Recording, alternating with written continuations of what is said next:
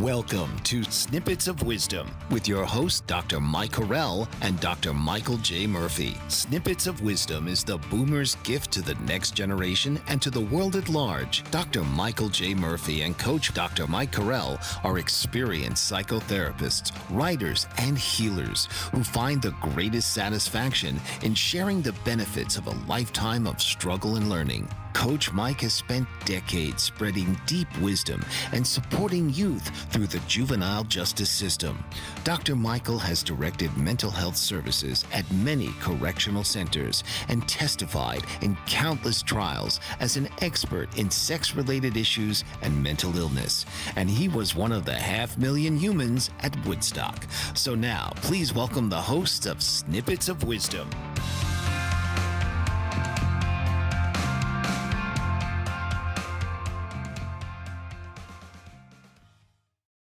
Hello and welcome. Dr. Mike Corral here with Dr. Michael Murphy. We are your co-hosts here on Snippets of Wisdom. In the 2024 interview on London Real, Tony Seba predicts that the next 10 years will be the most disruptive in human history. It's true, but he says humans are linear thinkers living in a non-linear world. And it's true, we're wired for gradual change, but the world is shifting in leaps, S-curves, exponential jumps, 10x cost collapses. Dr. Murphy, how does this mismatch affect us? What do you think it's going to do to us? Well, it's just great to be with you all again and with our audience out there. And I'm so happy to be talking about this subject, which really is engaging and complex.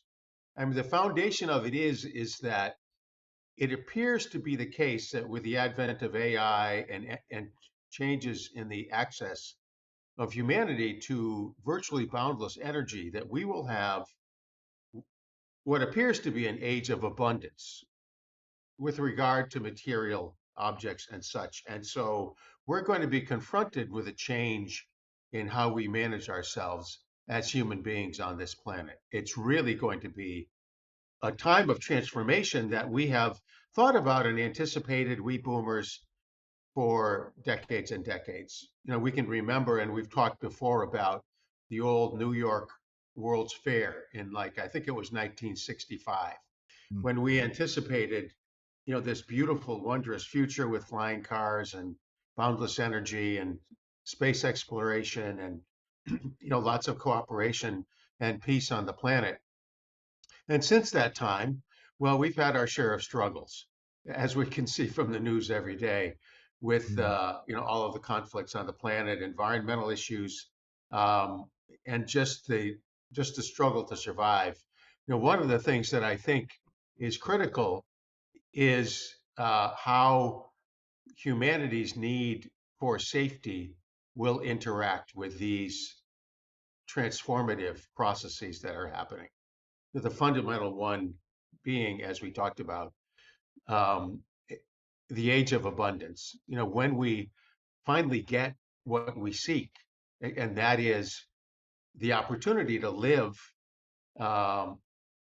with all the assets that we need in terms of survival, we don't have to worry anymore about whether we're going to be able to get through the day or the week or the month or the year, because we will have the technology and the energy delivery systems that will allow us to pretty much do whatever we want.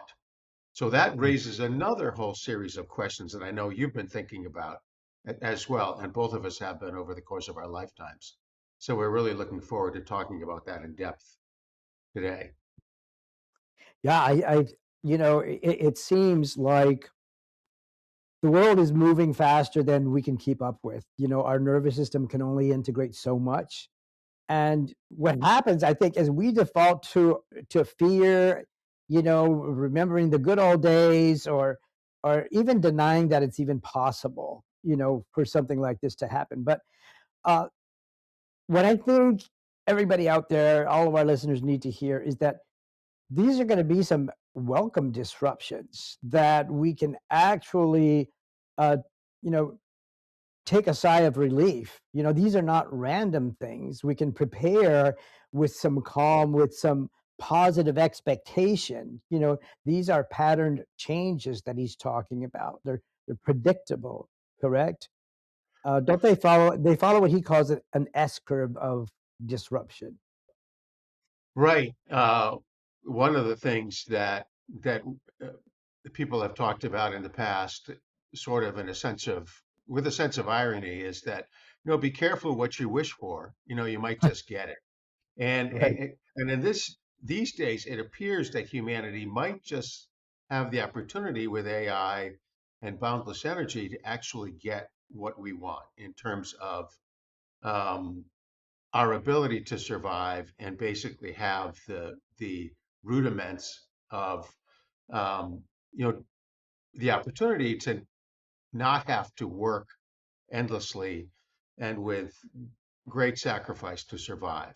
So the survival aspect is going to be sort of off the table in the sense that that's going to be taken care of.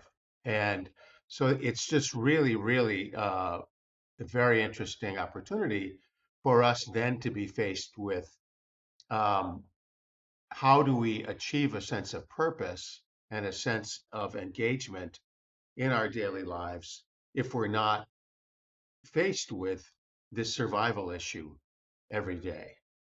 Uh, Right. so I think that's the key, and I think we've been accustomed as a human species to be dealing with these critical issues of risk and danger and possible death that for so long, really, that's been how we've managed our consciousness day in and day out Mhm. for thousands of years, that it's really important for us to have the opportunity to talk about how things will be different for us when we no longer need to worry about those issues of survival due to the advent of AI and the opportunity to have access to boundless sources of energy, which Tony Seba is really pointing out will be the case probably in less than 10 years. So less than 10 years, we're going to have some clarification about the new way forward and Mhm. how are we going to construe it all. And I think it's Mm. just a really um, positive opportunity. Can we choose to be happy when we do have an opportunity to actually have what we want? We can live, we can, it's funny. I like to tell this story when I was very young and I just got out of college. Was struggling to find a job, that kind of thing, the stage in life where you're just trying to get started. Finally, I found a job working at a school for so-called special needs children and young adults. And so I got this job working at what's called a residential school in the Berkshires of Massachusetts. And I realized when I got that job that that job was exactly what I wanted to do to Mm. fulfill myself. I mean, I was able to work with and give some degree of increased satisfaction to these people who really needed service. And I Mhm. was able to be of service to them in a way that made something of a difference. And I said, "Hey, I'm basically there. I'm doing what I want. I'm doing something that meets the needs of others. So this is how I would choose to live my life if I Mm. had the freedom to do so." And so I was doing it at that point. So I think all of us are going to face that kind of situation going forward now. What will we choose to do when we really are free to choose what we want to do to fulfill ourselves? Wow. That is so impactful, like nothing we ever expected. You know, it's as if we are conditioned to move slowly, slowly, slowly, then all of a sudden everything changes. We have electric vehicles, we have solar energy, we have AI that can think for us, AI that can take care of all of our business operations and everything, robotics, we have precision, and all of these things are happening at so quickly that it's hard for us to wrap our head around it.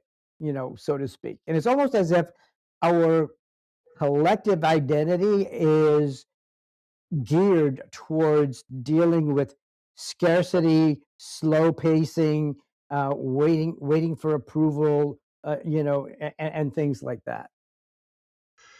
Right. Yeah, for all of the history of humanity, we have been faced with struggle. And we're programmed as human beings to look for the struggle. Like, what's the risk that I have to deal with today? What's the problem? What's the issue that I need to struggle with now in order to survive? And so, it, as you say, I mean, we've anticipated that that's going to change. And at some point, we're going to get to the point where this ideal future becomes a reality. But it never has actually gotten there. We've been Yeah. thinking about it and fantasizing about it for centuries, but Mhm. we haven't really gotten there. But it appears like that S-curve phenomenon that you described, it's finally going to come, like better Yeah. late than never. I mean, finally, this opportunity to live in a way that we really choose to live is going to arrive at long last. And we're going to be presented then, that is within the next 2, 3, 5, 8 years, Yeah. with that uh, that issue. I mean, what are we going to do to fill our time and fill our sense of purpose and meaning and usefulness when we Mhm. really do have freedom? The what we can call, some people have talked about the burden of freedom. When you don't have freedom, you Interesting. kind of don't have any problems because you just do what you have to do.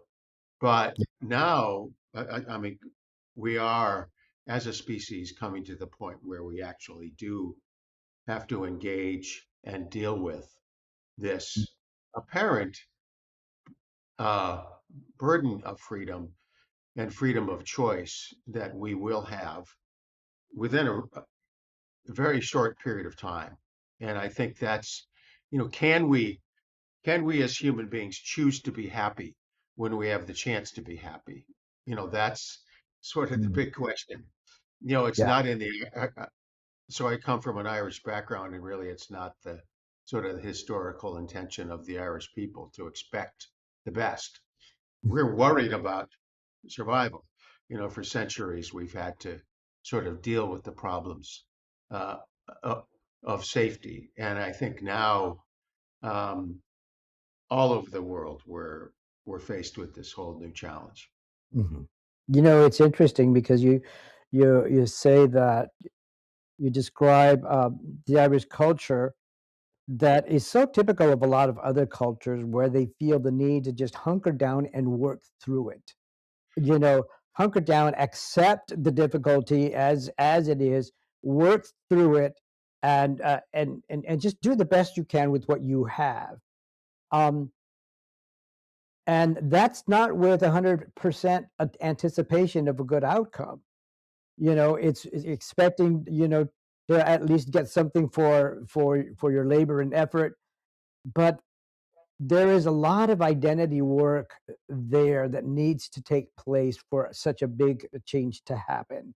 It's almost as if we need to do some kind of a contrastive analysis to see, compared to what we're used to, what adjustments do we need to make now emotionally, spiritually? How do we apply our intelligences, our creative intelligence, our spiritual intelligence, all of our intelligences to this new idea? When we come back, let's talk more about that, Dr. Murphy, because I think this is going to be an interesting question for everybody to ponder. So stay with us, folks. Don't go away. Mike Zorich, a three-time California state champion in Greco-Roman wrestling at 114 pounds. Mike, blind since birth, was born in Hartford, Connecticut. He was a six-time national placer, including 2 seconds, 2/3, and 2/4. He also won the Veterans Folk-Style Wrestling twice at 152 pounds. In all these tournaments, he was the only blind competitor. Nancy Zorick, a creative spirit whose talents have taken her to the stage and into galleries and exhibitions in several states. Her father, a commercial artist who shared his instruments with his daughter and helped her fine-tune her natural abilities, influenced her decision to follow in his footsteps. Ms. Zorick has enjoyed a fruitful career doing what she loves. Listen Saturday mornings at 12 Eastern for the Nancy and Mike Show for heartwarming stories and interesting talk.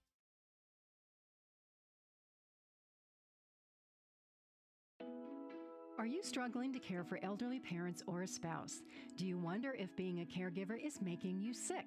Are you worried about taking time off work to care for elderly parents and balance work, life, and caregiving? Has caregiving become exhausting and emotionally draining? Are you an aging adult who wants to remain independent, but you're not sure how? I'm Pamela D. Wilson. Join me for the Caring Generation radio show for caregivers and aging adults, Wednesday evenings, 6 Pacific, 7 Mountain, 8 Central, and 9 Eastern, where I answer these questions and share tips for managing stress, family relationships, health, well-being, and more.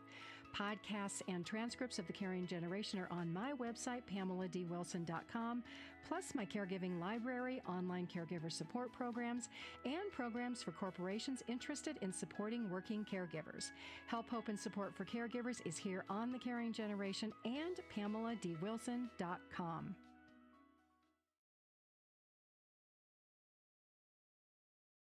And welcome back. Thanks for staying with us. Dr. Murphy, I have a question for you. Tony Seba alludes to the use of what he's calling stellar energy, as something that would trigger the collapse of scarcity as we know it and trigger an abundance that we're not used to.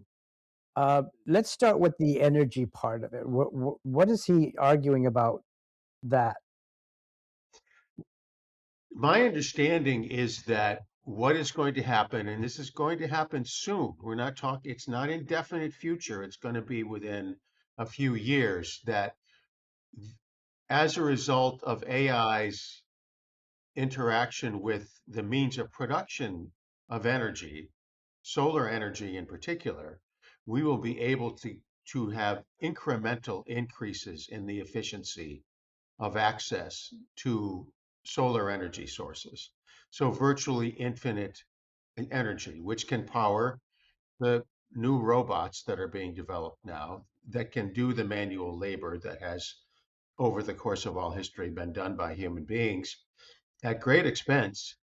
But now that that can be done, now that virtually endless energy is available through the more efficient harvesting of solar energy, going from panels that are maybe 4 or 5% efficient to, in the 90s. So you're just going to be incremental increases in the You're talking efficiency of about harvesting solar solar panels. energy Mhm. and thermal energy, and then the actual implementation and utility of those sources of energy through robotics and the efficiency of, just kind of the machine utilization and development of the actual labor being done by robots.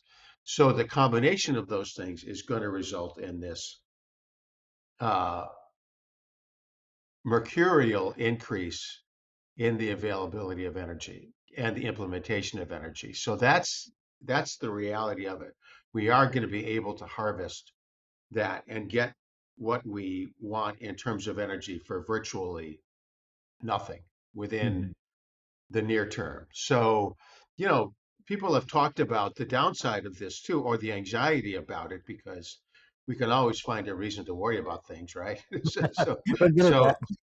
even if we have everything, then we can find a reason to worry about it. But when we do have that, we then have to understand, what does humanity do? What do we do when we are not motivated by the crisis of the day, or the problem, or the latest war, the latest conflict? I mean, now we have whatever conflict is going on in the world now, and the media's attention and the government's attention and technology's attention is focused on the crisis of the moment.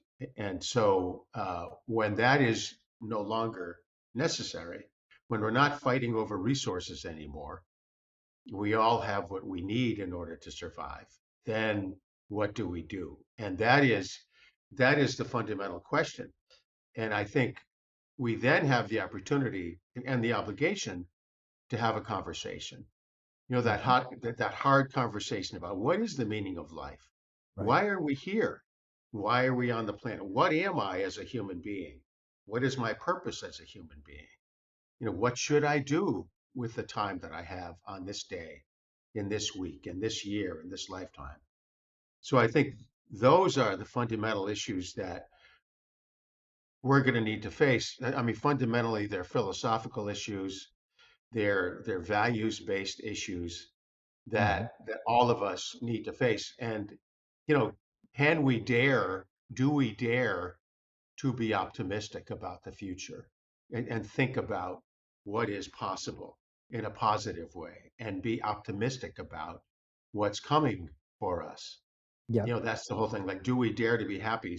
So many people I remember, you don't want to be happy because maybe you'll be disappointed. And so, so you don't dare to be happy, but do we dare to anticipate a positive future and think, what are we going to do when we can really do what we want and think is best and care about each other? So, one of the things that I've thought about a lot in my travels in life, and I'm a relatively older person now, when now that we Tony boomers Seba. are older and we have a lot of years of experience, I mean, I know I've seen that most of the human beings who I encounter in my travels in life are good people. I mean, Mhm. most people want to do the right thing. They want to be kind. If you Yeah. meet someone on the street and ask them for directions, or you just run into somebody and have a conversation in a shop, they're pleasant, optimistic, caring, kind people. And that's the positive aspect of humanity that we need to actualize now and understand that's the reality. It's going to be okay. Can we Yes. choose to believe that versus, oh, what's the horrible issue that we have to worry about today? So I think that shift is a gigantic shift in human awareness Yeah. now on the planet. And we have this whole construct of nations and countries, and we compete with each other, and capitalism is about competition, and somebody's got to win and somebody's got to lose. Well, that's going to change. That's going to be different. We're going to have an opportunity, an opening to do things in a different way, and that's a huge shift in Yeah. human awareness. And I'd just be interested in hearing your thoughts about that too, Coach Mike. It's beginning to make a lot more sense. Seeing how over the last couple of decades, it's been, people have been talking about the law of attraction and getting what you focus on. People have been focusing on what they want or talking about it at the very least. And as a baby boomer, our thing has our thing has always been about peace and love and living together and sharing humanity together and opening our hearts and all of these beautiful ideas. The question is, are we prepared for it to happen quickly, relatively quickly in the next 10 years? Are we prepared to get what we want?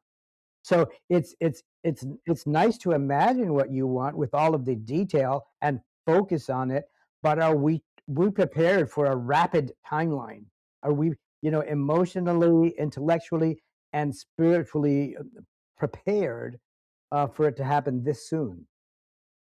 It's Next, so interesting. I remember years and years ago, as I've probably said ad nauseum, I was at Woodstock. I I just know. happened to be, one of my sisters was going somewhere. I didn't know where she was going. She asked me if I wanted to jump in the car, and I did. And the next thing I knew, I was at this huge field in New York State, and had quite an experience over the next couple of days. And I was just faced as I walked around in this mass of people. Gee, this is really different. Yeah. Maybe life can be really different. I was faced for the first time, as you say, peace, love, and understanding. That's what we thought could be real. Maybe Hmm. the life that my parents lived of labor and work and sacrifice doesn't have to be the way that it is all the time. Right. Maybe it can be different. Maybe we can say, how do I want to live my life in a meaningful way that is best for all of us? All of us together. Once again, peace, love, and understanding. We're going to do what we can for everybody.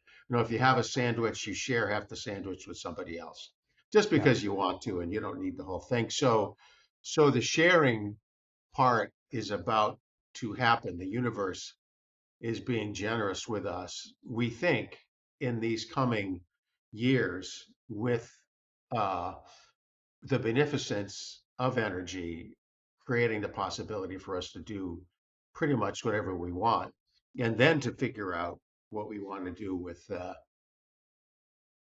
bounty that we have been given. So it's almost like we're back in the Garden of Eden in some sense. I'm Mm. not saying it's all going to be that rosy, but there is a situation where we do have an opportunity to live the life that we want to, and think about the goals that we think are most worthwhile when we really have the freedom to choose. You know, I think it would help for us to take another look at how and why this could even be possible. Because Seba talks about robots creating other robots, uh, and transportation becoming autonomous. In other words, robo taxis that just drive you wherever you need to be, and uh, the cost of transportation 90% cheaper than it is now. Cities redesigning themselves. You know, the car ownership declines because now we have taxis that drive you wherever you need to go. And this is the future of mobility we're talking about. And he's talking about. It's We have to really look at that. What does that mean? We have to extrapolate. What's going to happen as a result of that, and how is that going to begin to change our thoughts, our feelings, our spirituality, our spiritual intelligence? You know. Yeah, the whole issue of spiritual intelligence and our ability to explore the world as we want to, because we human beings, I mean, fundamentally, I think, and I'm interested in hearing your thoughts about that and the thoughts of our audience too, about, what, once again, the question, why are we here? I mean, really, as human beings, we're designed to explore and to learn and Yeah. to grow. That's really how we're wired. We have these brains that need to learn more. As you say, the psychological intelligence, the Mhm. emotional intelligence, Mhm. creative intelligence, these different forms of intelligence that we as human beings have the capacity to actualize. And we've been constrained largely in the past by uh, some kind of crisis that's been going on in the world or in society. And now, as that burden uh, really appears to lessen and perhaps even disappear, we really do have the opportunity to actualize those forms of intelligence that we have been given. We can be all that we can be, as we say. Uh, can we? Can we be? Can you be all you can be? Can I be all I can be? And that's the challenge that I need to face that challenge. And, we can talk about when we come back, really all of the different avenues that we can take when we Mm. really have the opportunity to face that choice of becoming all that we can be. And we'll be Absolutely. back in a little bit to talk about that. Master of words, powerful player. What life-changing words can Dr. Janet Smith Warfield pull out of her magical toolbox that just might mysteriously open a door you never knew was there? A door to free yourself from fear forever. Transform your rage into right action. Release your guilt. Position you into a life of freedom, purpose, passion, power, and peace.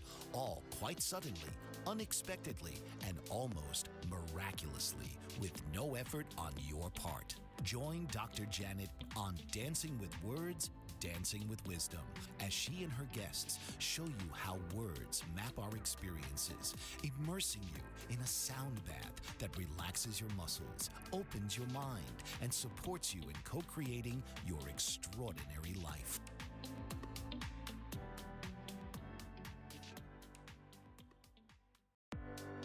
Author, radio show host, and coach John M. Hawkins reveals strategies to help gain perspective, build confidence, find clarity, achieve goals. John M. Hawkins' new book, Coached to Greatness: Unlock Your Full Potential with Limitless Growth, published by iUniverse. Hawkins reveals strategies to help readers accomplish more. He believes the book can coach them to greatness. Hawkins says that the best athletes get to the top of their sport with the help of coaches, mentors, and others. He shares guidance that helps readers reflect on what motivates them, rediscover and assess their core values, philosophies, and competencies, find settings that allow them to be the most productive, and track their progress towards accomplishing goals.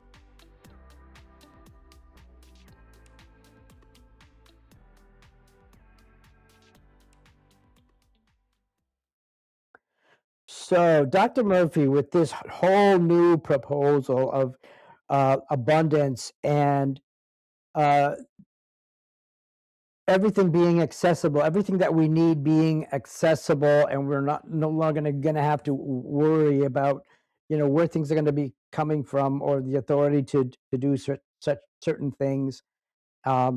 Clear-cut applications of our spiritual intelligence, our creative intelligence, are now going to come into play. This is really going to tap into our search for meaning, and we've talked about this on other shows. What is your take on how this is going to unfold with regard to our sense of meaning in an era of abundance versus conflict and tragedy?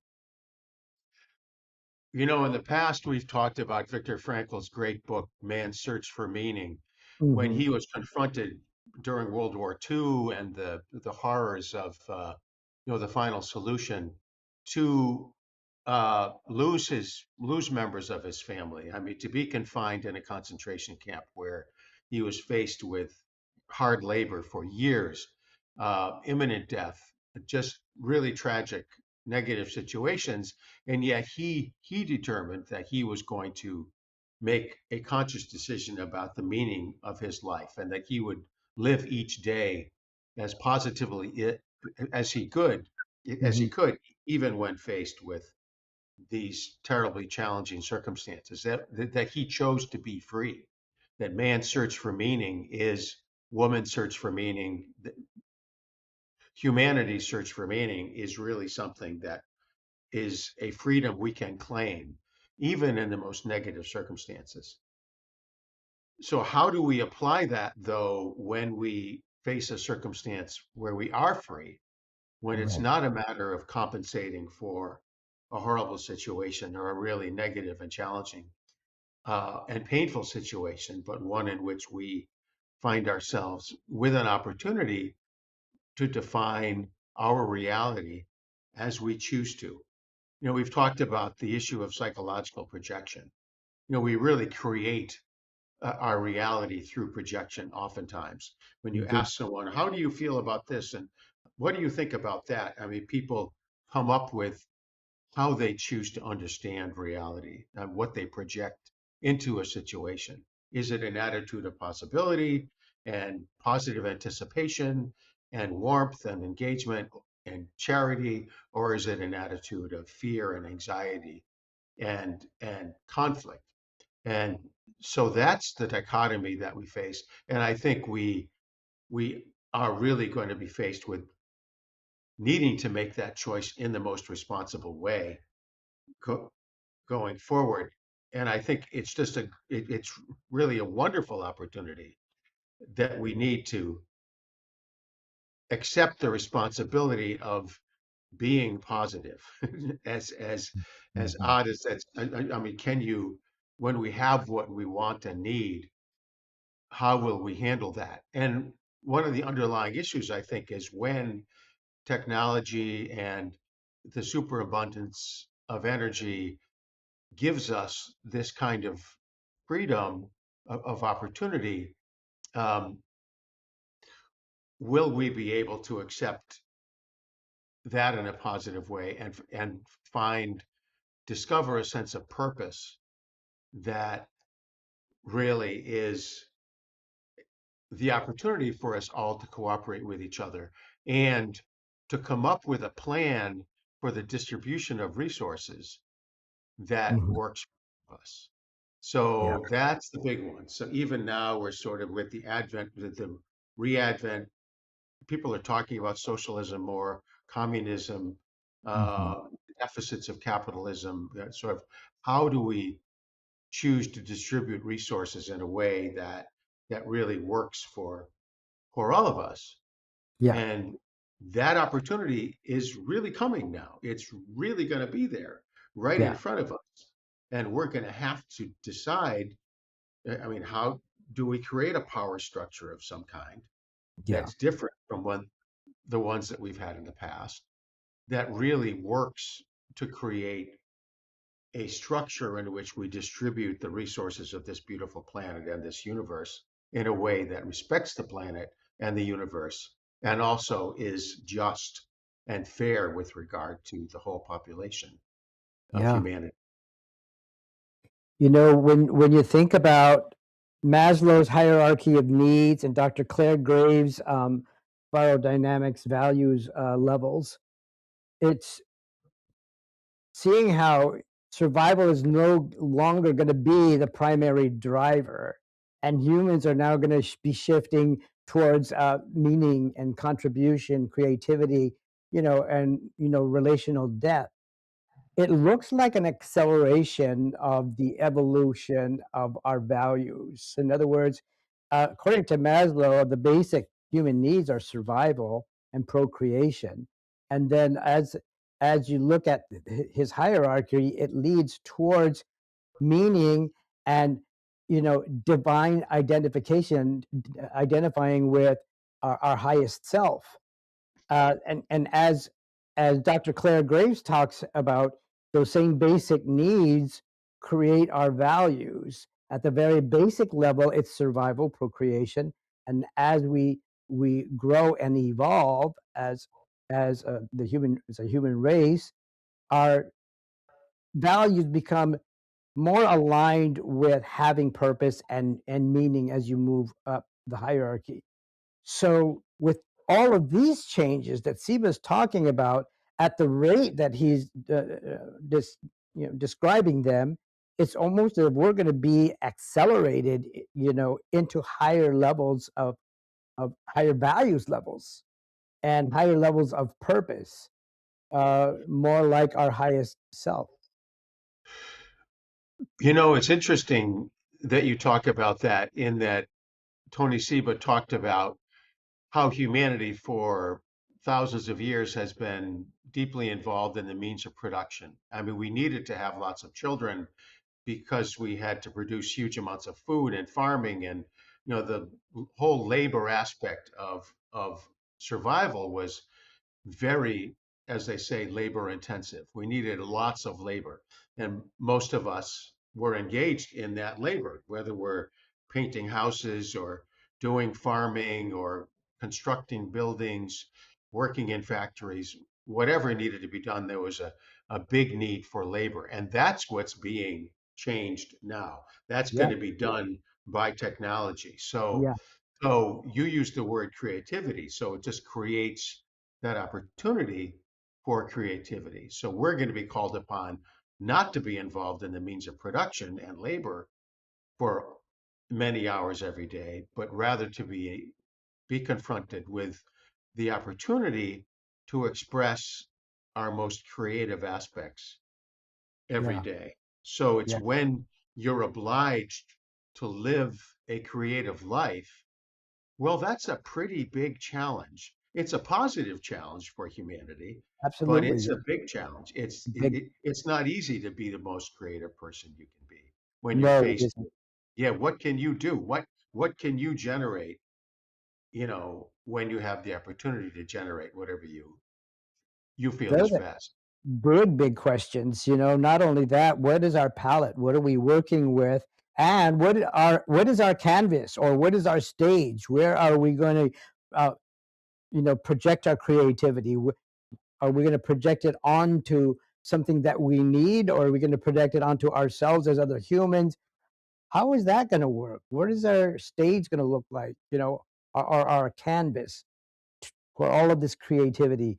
We have used creativity in technology, in the workforce. During the World War, that creativity was in manufacturing and agriculture and things like that. And so, if that all of that stuff is going to be done with automated labor, what does that do for us as humans? How do we apply that creativity? What do we get Right. creative with? When we move beyond the means of survival and the obligation that most of us have, as boomers, have spent our lives engaged in, whether you're school teachers or plumbers or carpenters or brain surgeons or attorneys, whatever we've done for all of our lifetime, uh, is no longer necessary as labor. And then we're faced with defining what the new challenges are. And maybe we want to, as some more pioneering spirits want to do, to explore other planets. Star Trek. We we want to go off Mhm. into space and find out what's out there, and really invest our resources and intelligence and enthusiasm and courage into the task of just understanding more deeply what exists in this universe. We want to understand more. Okay, well, that's an opportunity that we will have going forward when we have conquered, if you will, or um, I'm thinking of the word that we've encompassed and overcome the necessity of spending all our time in the effort to survive and to Mhm. get what we need in order to be alive this day, this week, this month, this year. So I Yeah. think that's the thing, and it's really a beautiful choice to have, and it's a projection again. And we can choose to think, gee, this is really a glorious time for humanity. Can we choose to believe that this is a glorious time for humanity? We may Mhm. have the opportunity to really become all that we have the potential to become. Yeah. And that's really remarkable. You think, what could that actually be? What What would it can we look like? create? Yeah. How beautiful will uh, the work of art be that we have the opportunity to create when we have the freedom to create it? I think Yeah. that's the big thing. When we have that choice to um, manifest whatever we can, will it be a work of beauty, or will it be something uh, much less glorious? You We're going to know, find out. it reminds me, it makes me think that maybe it will all be more spontaneous and incidental to the trek, using the term from Star Trek. When Right. you look at Star Trek, every adventure was something new that they were discovering in their journey as they were making their treks through another universe, another planet, or whatever it was. And the spontaneity with which they dealt with every new crisis was key. I wonder if that's how it's going to be for us. We're going to talk a little bit more about this when we come back. We'll talk about food, fermentation, the dual economy, and see how all of that is going to come into play. Don't go away. Are you struggling to care for elderly parents or a spouse? Do you wonder if being a caregiver is making you sick? Are you worried about taking time off work to care for elderly parents and balance work, life, and caregiving? Has caregiving become exhausting and emotionally draining? Are you an aging adult who wants to remain independent but you're not sure how? I'm Pamela D. Wilson. Join me for the Caring Generation radio show for caregivers and aging adults, Wednesday evenings, 6 Pacific, 7 Mountain, 8 Central, and 9 Eastern, where I answer these questions and share tips for managing stress, family relationships, health, well-being, and more. Podcasts and transcripts of the Caring Generation are on my website, PamelaDWilson.com, plus my caregiving library, online caregiver support programs, and programs for corporations interested in supporting working caregivers. Help, hope, and support for caregivers is here on the Caring Generation and PamelaDWilson.com. Master of words, powerful player. What life-changing words can Dr. Janet Smith Warfield pull out of her magical toolbox that just might mysteriously open a door you never knew was there? A door to free yourself from fear forever. Transform your rage into right action. Release your guilt. Position you into a life of freedom, purpose, passion, power, and peace. All quite suddenly, unexpectedly, and almost miraculously, with no effort on your part. Join Dr. Janet on Dancing with Words, Dancing with Wisdom, as she and her guests show you how words map our experiences, immersing you in a sound bath that relaxes your muscles, opens your mind, and supports you in co-creating your extraordinary life.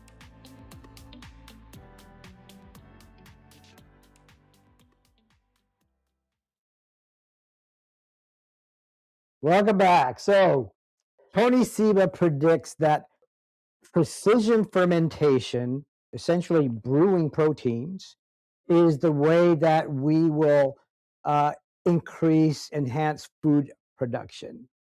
And he's talking 10 times cheaper. He's talking with 99% less land and water. That's totally amazing, and it just kind of baffles the mind to think about that. By comparison, Dr. Murphy, the old system was expensive, centralized, and resource intensive. And since we're moving out of an extraction mindset for our planet, how is this transition going to take place? How is it going to make people feel? Oh, it's just such a monumental shift. As he said, it's going to be roughly 100% more efficient when you apply AI to the means of production of nutrients. I mean, what do we need in order to survive? And there may be somewhat of a conflict between what do we like to eat versus what's the most efficient for us to consume in terms of the planet and our own health. But that's a choice that I think we can make in a really sensible way, and we really will have the opportunity to not have to struggle to find literally the nutrients that we need in order to survive. That will also be radically affected by this increase in efficiency that AI is going to bring and that efficiency of energy is going to bring. And we won't need to rip up the planet and destroy the planet in order to provide ourselves with the means of survival. And that's just an incredible opportunity for us to take those resources and apply them in all the other more creative ways that we look forward to. Yeah, people are obviously going to be a little disoriented in the beginning as they make the adjustment, as we all make the adjustment. I think some of us are going to want to cling to the old system simply because it feels familiar, and we tend to feel safer with things we're familiar with. And then again, you're going to have those who are just going to leap head first into the whole new system and whole new way of doing things, because it's liberating. One of the things that I think we can do that we'll find is that because we need to abuse nature so much less in order to achieve the means of survival going forward, with this change in our process of living and gaining the wherewithal of our survival, that we can enjoy nature much more. We can care for nature in a much more loving way. We can really be much more environmentally sensitive. And so this is the goal that we're going to get to, I think, very Beautiful. quickly, because we have this increased efficiency in gaining the means of getting the nutrition that we need in order to survive. Humanity can expand, we can reproduce as much as we want, we can choose to populate other planets or other moons. I mean, that's hugely intensive in terms of the amount of effort, but those are the kind of challenges that we can then face if we want to, as a Yeah. species, to explore, go further and further out, understand this universe more and more deeply, understand the meaning of life in a more and more significant and resonant way. All those Yeah. opportunities are things that are going to be here very soon. And I think that the key will be for us to enjoy the process, to really be able to be positive as we Yeah. go forward into these coming years when this transformation is happening, to approach each day with a positive sense of expectation and caring for others and real cooperation, rather than looking at this transformation in a way that's fraught with anxiety and concern and worry and competition and negative. So it really is, I think, very appropriate that we as human beings are starting to re-examine the Yeah. governmental systems and the productive systems and the attitudes that we have about how we make our choices about the distribution of resources, that we are going to have the chance to be more cooperative and really more caring about, rather than when we face a conflict or some kind of negative event, rather than reacting aggressively, we can Mhm. choose to react with curiosity and compassion and just Wow. ask the Yeah. person, what is going on? What are you trying to do? What is your reality like? Please Yeah. explain to me who you are. It's almost like going to another planet. If you happen to Yeah. encounter some other form of intelligence, Yeah. you say, I mean, the best thing to do is to say, who are you? Tell me about yourselves. Yeah. I really want to understand, the Yeah. nature of your reality. Please explain it to me as best you can, and I'm here to listen. Yeah. That's really the best part of humanity. Significant shift. That's a significant shift. Absolutely. By the way, folks, if you are enjoying what we're talking about here, please be sure to like and subscribe to this channel. Also, leave a comment and any questions that you might have so that we can design our future podcast episodes with you in mind. Um, so, yeah, Dr. Murphy, I think it's this is an excellent topic and an excellent time for everyone to begin to ponder these new possibilities with hope and expectation. Um, what are your thoughts? We got 1 minute left.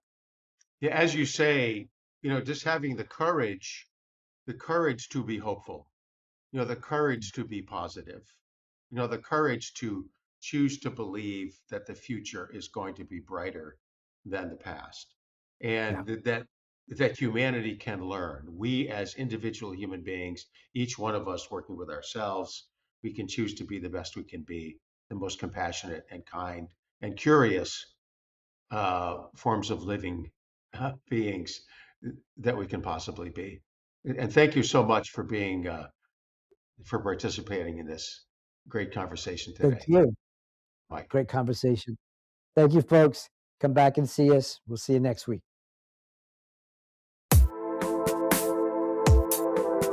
This has been Snippets of Wisdom with hosts Dr. Mike Corral and Dr. Michael J. Murphy. Tune in and learn about the primary issues facing our society today and find the best chance of securing a stable and prosperous future. Snippets of Wisdom will enrich your life and the lives of all of your loved ones.